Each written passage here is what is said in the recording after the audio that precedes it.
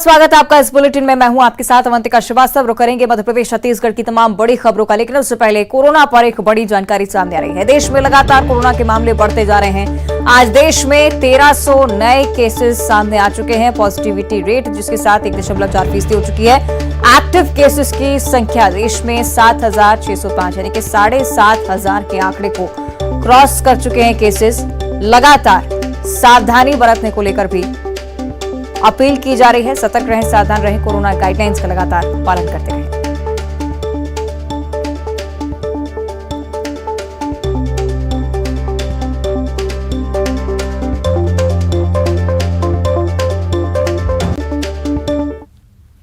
देश में कोरोना के मामले एक बार फिर तेजी से बढ़ने लगे हैं। बीते 24 घंटों में 1300 नए मामले सामने आए हैं, जिसके बाद एक्टिव संख्या जो है वो 7,605 हो गई है। लगातार मामले जो हैं वो बढ़ते जा रहे हैं और इसी को लेकर स्वास्थ्य मंत्रालय की जो चिंताएं हैं वो भी बढ़ गई है और इसको लेकर कल एक हाई लेवल मीटिंग हुई थी, जिसकी अध्यक्षता खुद प्रधानमंत्री ने की थी। और उसके बाद ये भी कहा गया कि जो ये ऐसे वायरसेस हैं, चाहे वो H3N2 है या कोविड है, इनको लेकर जो है मॉनिटरिंग की जाए और जीनोम सीक्वेंसिंग की जाए, ज्यादा से ज्यादा टेस्ट हो और हॉस्पिटल्स में दोबारा से मॉक ड्रिल की जाए और ये देखा जाए कि कितनी तैयारियां जो हैं वो हॉस्पिटल्स की हैं। तो कहीं ना कहीं जिस तरीके से मामले बढ़ने लगे हैं उसको लेकर चिंता भी बढ़ने लगी है, क्योंकि इस नए वेरिएंट के बाद ये देखा जा रहा है कि एक हफ्ते के अंदर जो 4,500 एक्टिव संख्या थी वो 7,500 के पार हो गई है। तो कहीं ना कहीं चिंता जो है वो बढ़ती जा रही है और कोविड का जो नया वेरिएंट है वो पैर पसारता जा रहा है। कैमरामैन रविंदर के साथ फराह खान, न्यूज़ 18 दिल्ली।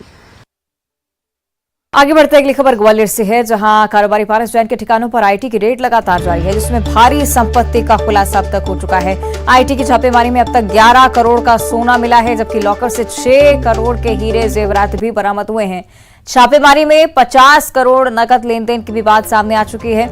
आईटी की छापेमारी एमपी, छत्तीसगढ़ और यूपी में भी जारी है। चौथे दिन भी लगातार कार्रवाई चली और इस छापेमारी में करीब 100 अधिकारी भी शामिल हैं।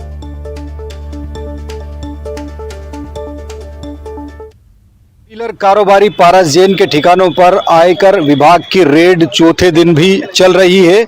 हालांकि मध्य प्रदेश, छत्तीसगढ़ और उत्तर प्रदेश के 100 आयकर अधिकारियों की टीम लगातार 3 दिन से कार्रवाई कर रही थी।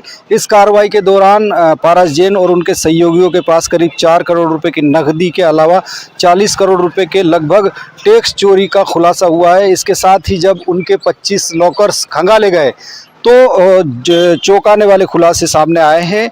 इन लॉकर्स में करीब 11 करोड़ रुपए का सोना मिला है, जिसका कोई हिसाब नहीं है, बिल नहीं है, पेपर्स नहीं है। इसके अलावा 6 करोड़ रुपए कीमत के हीरे मिले हैं, इसके भी बिल या कागजात नहीं है। इसके साथ ही पारस जैन और उसके सहयोगियों के पास जो नकदी लेन देन के करीब 50 करोड़ रुपए के सबूत मिले हैं।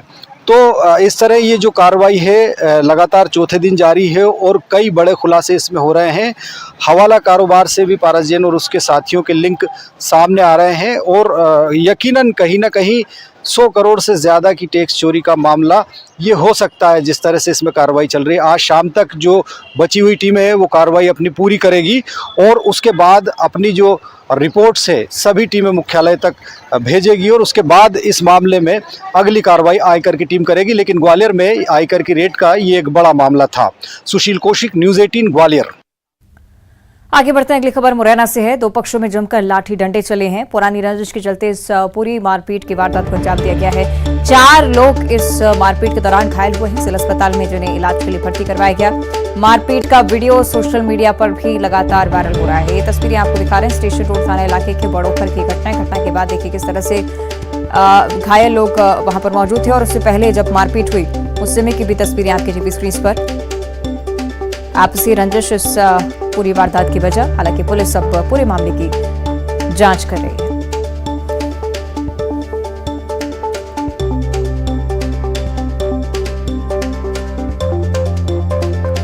मारपीट का ये वीडियो मुरैना के स्टेशन रोड थाना क्षेत्र से, जो कि लगातार सोशल मीडिया पर वायरल हो रहा है।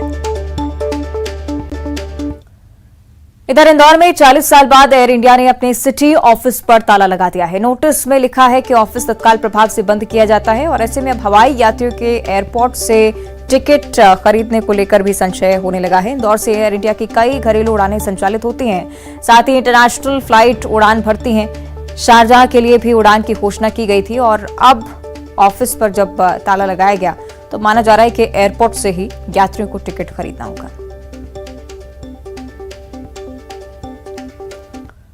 और कल का दिन छत्तीसगढ़ के लिए बेहद खास, क्योंकि छत्तीसगढ़ दौरे पर केंद्रीय गृह मंत्री अमित शाह आ रहे हैं। बस्तर में सीआरपीएफ के स्थापना दिवस में वो शिरकत करेंगे और इसी वजह से उनका ये दौरा बेहद ही खास। बस्तर में सबसे पहले मां दंतेश्वरी के दर्शन के लिए अमित शाह पहुंचेंगे और दर्शन के बाद सीआरपीएफ के कार्यक्रम में शामिल होंगे।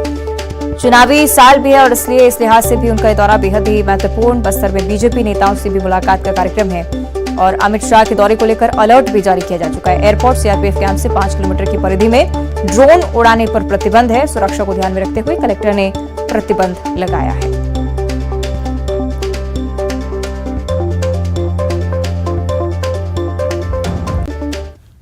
और केंद्रीय गृह मंत्री अमित शाह के दौरे को लेकर मोहन मरकाम का एक बयान सामने आया है। उन्होंने कहा है कि शाह के दौरे से बीजेपी को कोई खास फायदा नहीं होने वाला है।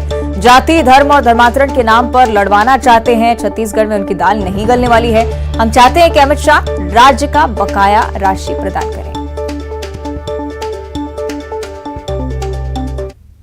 मंत्री माननीय अमित शाह जी बस्तर आ रहे हैं। बस्तर में उनका स्वागत है, मगर जिस ढंग से वो राजनीति करते हैं, लोगों को धर्म के नाम से, संप्रदाय के नाम से, जाति के नाम से बांटने का काम करते हैं, ऐसा नहीं होना चाहिए। छत्तीसगढ़ में हमारी सरकार, माननीय मुख्यमंत्री भूपेश बघेल जी की सरकार सभी धर्मों, सभी संप्रदायों, सभी का विकास, भलाई करना चाहती है। मगर भारतीय जनता पार्टी अलग अलग मुद्दों को लेकर यहाँ चुनाव जीतना चाहती है, मगर भारतीय जनता पार्टी के मंसूबे छत्तीसगढ़ में पूरे नहीं होंगे।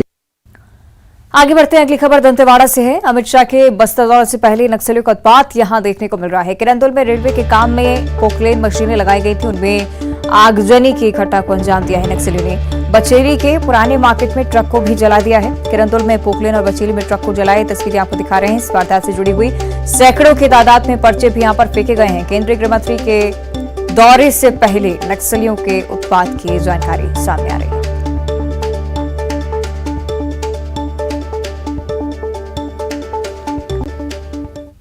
और रायपुर से अगली बड़ी खबर है। अमृतपाल के समर्थन में रैली निकालने पर कार्रवाई हुई है। बिना आदेश की रैली निकाली गई और उसको लेकर पुलिस ने नोटिस जारी कर दिया है। दिलेर सिंह रंधावा समेत कई लोगों को नोटिस जारी हो चुका है। रायपुर में आपको बता दें कि कल अमृतपाल के समर्थन में रैली निकाली गई थी।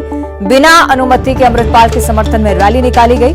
सिविल लाइंस थाना ने आयोजक को नोटिस जारी कर जवाब तलब किया है।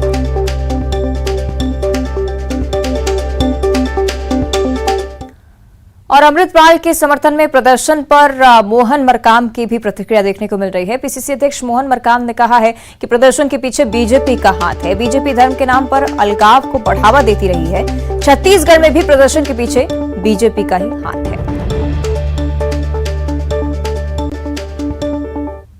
अगर घटनाएं घट रही तो निंदनीय है। ऐसे घटनाएं जो खालिस्तान समर्थकों के समर्थन में धरना प्रदर्शन करना, ये घोर निंदनीय है। ऐसी घटनाएं नहीं होनी चाहिए, क्योंकि जो भी देश को तोड़ना चाहता है, ऐसे ताकतों से हम सबको मुकाबला करना चाहिए।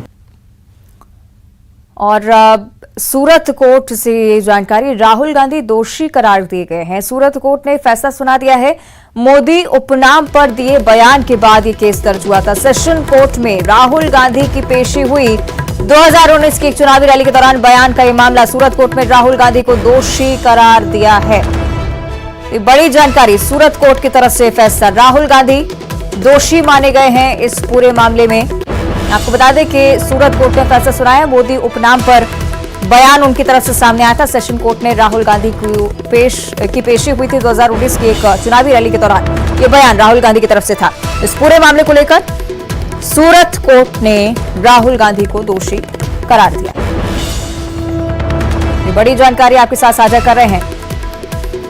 सूरत कोर्ट में राहुल गांधी दोषी माने जा चुके हैं। सूरत कोर्ट ने फैसला सुना दिया है। ये पूरा मामला 2019 से जुड़ा हुआ। मोदी उपनाम पर बयान उनकी तरफ से आया, उसके बाद हलचल मची, केस दर्ज हुआ। और 2019 की एक चुनावी रैली की हम बात कर रहे हैं, जिस दौरान राहुल गांधी ने बयान दिया था। सूरत कोर्ट में पेशी और उसके बाद राहुल गांधी को दोषी करार दिया। इस वक्त ये बड़ी जानकारी आपके साथ साझा कर रहे हैं। राहुल गांधी दोषी माने गए हैं इस पूरे मामले में।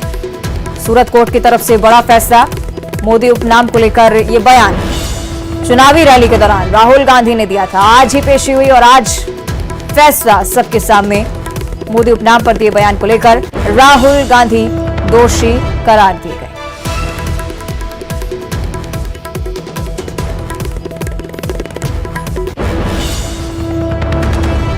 ये बड़ी जानकारी सूरत कोर्ट से सामने आ रही है। राहुल गांधी दोषी माने गए हैं इस पूरे मामले में। सूरत कोर्ट ने फैसला सुना दिया है। मोदी उपनाम पर जो बयान उनकी तरफ से सामने आया था चुनावी रैली के दौरान, इसे लेकर सेशंस कोर्ट में राहुल गांधी की पेशी हुई और 2019 के इस मामले को लेकर जिसमें मोदी उपनाम को लेकर जो बयान सामने आया था, इसे लेकर राहुल गांधी को पेश होना पड़ा और आज ही ये फैसला सामने आ चुका है। सूरत कोर्ट में राहुल गांधी को दोषी माना गया है।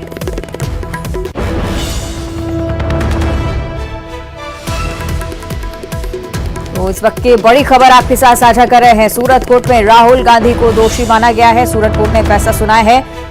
मोदी उपनाम पर बयान उनकी तरफ से सामने आया था। 2019 की बात कर रहे हैं। ये पूरा मामला चुनावी रैली से जुड़ा हुआ, जब राहुल गांधी ने इस तरह का बयान दिया, उसके बाद सेशंस कोर्ट में पेशी और अब सूरत कोर्ट की तरफ से राहुल गांधी को दोषी करार दिया गया। सही कि सुशील पांडे हमारे साथ फोन लाइन पर जुड़ रहे हैं। सुशील, क्या है पूरा मामला, विस्तार से जानकारी और आगे क्या प्रक्रिया रहेगी, इस पर भी जानकारी। जी देखिए, 2019 में राहुल गांधी ने लोकसभा चुनाव के दौरान एक विवादित बयान दिया था और मोदी को लेकर वो विवादित बयान दिया गया था, जिसके बाद फिलहाल गुजरात के सूरत में उनके खिलाफ एक क्रिमिनल डेफेमेशन यानी कि आपराधिक मानहानि का मुकदमा दायर किया गया और ये कहा गया कि भारत के प्रधानमंत्री के खिलाफ सांसद राहुल गांधी की तरफ से जिस तरह विवादित बयान दिए गए हैं सार्वजनिक मंच पर, ऐसे में उनके खिलाफ आपराधिक मानहानि का मुकदमा बनता है, लिहाजा उनके खिलाफ आपराधिक मानहानि का मुकदमा चलाया जाए। आज इस पूरे मामले में गुजरात की जो कोर्ट है, उस कोर्ट ने एक बड़ा फैसला सुनाते हुए ये एडमिट किया है और ये माना है कि वाकई राहुल गांधी का जो बयान है प्रधानमंत्री को लेकर वो विवादित बयान था और जो मुकदमा उनके खिलाफ फाइल किया गया था आपराधिक मानहानि का, वो मुकदमा मंजूर करते हुए राहुल गांधी को फिलहाल कोर्ट ने दोषी करार दिया है। ऐसे में कहीं ना कहीं राहुल गांधी को एक बड़ा झटका लगा है। अब फिलहाल राहुल गांधी के खिलाफ जो फिलहाल अदालत ने सजा सुनाई है, दोषी करार दिया है, उसके बाद अब अदालत उनकी सजा पर बहस करेगी। फिलहाल अभी ये तारीख नहीं दी गई है कि कौन सी तारीख पर राहुल गांधी के खिलाफ सजा पर बहस की जाएगी, लेकिन जो बड़ी खबर है वो यही है कि फिलहाल कोर्ट ने ये माना है कि राहुल गांधी के द्वारा जो बयान सार्वजनिक मंच पर दिया गया था वो प्रधानमंत्री को लेकर गलत था, निंदनीय था और इसीलिए उनके खिलाफ आपराधिक मानहानि का मुकदमा जो है वो बनता है और इसीलिए कोर्ट ने आज एक बड़ा फैसला सुनाते हुए राहुल गांधी को दोषी करार दिया है। निश्चित रूप से कहीं ना कहीं राहुल गांधी के लिए एक बड़ा झटका है, क्योंकि कोर्ट ने ये एडमिट किया है कि उनके द्वारा जो दिए गए बयान थे वो निंदनीय थे और इसीलिए उनको कोर्ट ने फिलहाल एक बड़ा झटका देते हुए अब क्रिमिनल डेफेमेशन के मामले में दोषी करार दिया है। निश्चित तौर पर सुशील, इस तरह के मामले पहले भी सामने आ चुके हैं और क्या उन मामलों के बेसिस पे कोई अंदाजा लगा सकता है कि आगे किस तरह की सजा राहुल गांधी को हो सकती है या जमानत के लिए कोई ऑप्शन उनके पास होगा? सुशील, साफ तौर से इस प्रकार के कई मामले फिलहाल देश में चले हैं जहां पर कई बड़े नेताओं के खिलाफ आपराधिक मानहानि का मुकदमा चला है और उनको दोषी करार दिया गया है, लेकिन इसमें जो मैक्सिमम सजा होती है वो 3 साल की सजा है और रिप्रेजेंटेटिव और पीपल्स एक्ट के मुताबिक अगर किसी भी सांसद को 2 से ज्यादा साल की सजा होती है तो उनकी सदस्यता को रद्द कर दिया जाता है। ये फिलहाल रिप्रेजेंटेटिव एंड पीपल्स एक्ट के मुताबिक एक बड़ा फैसला सुप्रीम कोर्ट से आ चुका है। तो अब राहुल गांधी को अगर अदालत 2 साल से ज्यादा सजा देती है, यानी कि अगर उनकी सजा 2.5 साल या 3 साल की करती है तो राहुल गांधी की सदस्यता भी रद्द हो सकती है, लेकिन ये अदालत के ऊपर अब निर्भर करता है कि अदालत उनको कितने साल की सजा देती है। अगर अदालत उन्हें 2 साल की सजा देगी तो उनकी सदस्यता बरकरार रहेगी और अगर अदालत उन्हें 3 साल की सजा देगी तो राहुल गांधी की सदस्यता चली जाएगी। जी चलिए, देखना होगा आगे क्या कुछ होता है। लेकिन सुशील, एक और मुख्य बात यह कि राजनीतिक हलचल भी इसके बाद बढ़ सकती है, क्योंकि राहुल गांधी इंटरनेशनल प्लेटफॉर्म पर भी कई बार कह चुके हैं कि विपक्ष को बोलने का मौका नहीं दिया जाता है। उसके बाद एक बड़ा झटका राहुल गांधी को अब लग रहा है। सुशील, आज देखिए, निश्चित रूप से इस पूरे मामले पर अब एक राजनीतिक घमासान जरूर शुरू होगा, क्योंकि साफ तौर से तमाम जो राजनीतिक पार्टियां हैं वो अपने अपने नेताओं को लेकर निश्चित रूप से एक बड़ा बयानबाजी करेंगी। लेकिन निश्चित तौर पर देखना होगा सुशील आगे क्या कुछ होता है। शुक्रिया आपका फिलहाल इस पूरी जानकारी के लिए। और अपने सैकड़ों गानों से लोगों के दिलों पर राज करने वाले बॉलीवुड सिंगर शान उज्जैन पहुंचे। यहां पर उन्होंने महाकाल के दर्शन किए, साथ ही सिंगर शान भस्म आरती में भी शामिल हुए। इसी दौरान की ये तस्वीरें आपको दिखा रहे हैं।